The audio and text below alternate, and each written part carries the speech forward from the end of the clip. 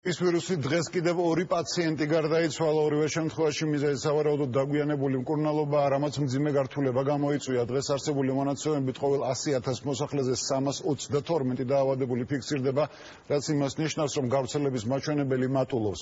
სასწავლო დაწესებულებებში სადეზინფექციო სამუშაოები მიმდინარეობს, ამ დროისთვის სასწავლო პროცესი 500-ზე მეტ სკოლაშია შეწყვეტილი. Პაციენტი იყო 35 წლის, ეს იყო ლაბორატორულად დადასტურებული H1N1 ქვევით. 35 წლის მამაკაცი გამთენიისას ქობულეთში გარდაიცვალა. რამდენიმე დღიანი მძიმე ავადმყოფობის შემდეგ ექიმებმა მისი გადარჩენა ვერ შეძლეს. მათი ინფორმაციით H1N1-ით ინფიცირებული პაციენტი კლინიკაში იმ დროს მიიყვანეს, როდესაც მისი ჯანმრთელობის მდგომარეობა უკიდურესად მძიმე იყო. პაციენტი სამედიცინო დაწესებულებაში დაგვიანებული მიმართვისა და გართულების გამო, ასე ვთქვათ, ლეტალური დასასრული დადგა, მაგრამ მინდა გითხრათ, რომ დღის მდგომარეობით ლაბორატორულად დადასტურებული ეგრეთ წოდებული ღორის გრიპის 10 შემთხვევა გაქვს აჭარაში, რომელთაგანაც 8 უკვე გამოჯამრთელდა. გრიპის ვირუსით გარდაცვლილია კიდევ ერთი პაციენტი თბილისში. ახალგაზრდა მამაკაცი კლინიკაში მძიმე პნევმონიით მოათავსეს. ბოლო 6 კვირის განმავლობაში ეს უკვე გარდაცვალების მე-6 შემთხვევაა. დადასტურებულია, რომ მათგან 5-ს H1N1 ვირუსი ჰქონდა. გაზრდილია ვირუსით ინფიცირებულების სტატისტიკაც. წინასწარი რაც ოპერატიული მონაცემები გვაქვს, რაღაც განსაკუთრებული კატასტროფული ზრდა არ აქვს. არის გარკვეული დინამიკა, მიმართვიანობის მაჩვენებელი კლინიკებში, როგორც ბავშვთა ისე მოზრდილთა კლინიკებში ამ კვირაში გაზრდილი არ არის.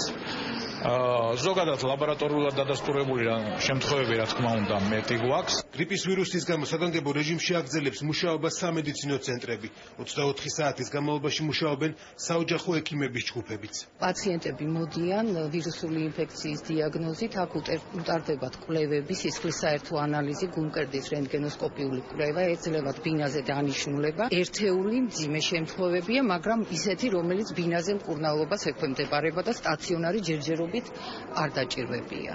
ვირუსული ინფექციების შემთხვევების მატების გამო პრევენციული ღონისძიებებისთვის ჯანდაცვის სამინისტრო მონიტორინგს ატარებს. თუკი მომდევნო კვირაში სტატისტიკური მონაცემები მოიმატებს, შესაძლოა იძულებითი არდადეგები სკოლებში კიდევ გაგრძელდეს. მონიტორინგი მიმდინარეობს გრიპის ვირუსის გავრცელების დაავადობის.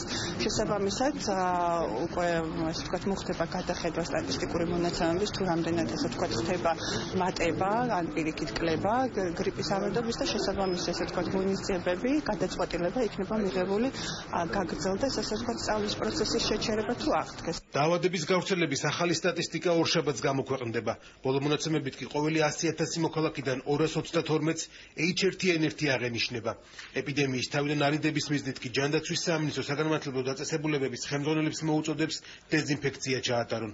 უწყების ინიციატივით დღეს სამედიცინო უნივერსიტეტში სპეციალური სადეზინფექციო დისპანსერები დაამონტაჟეს.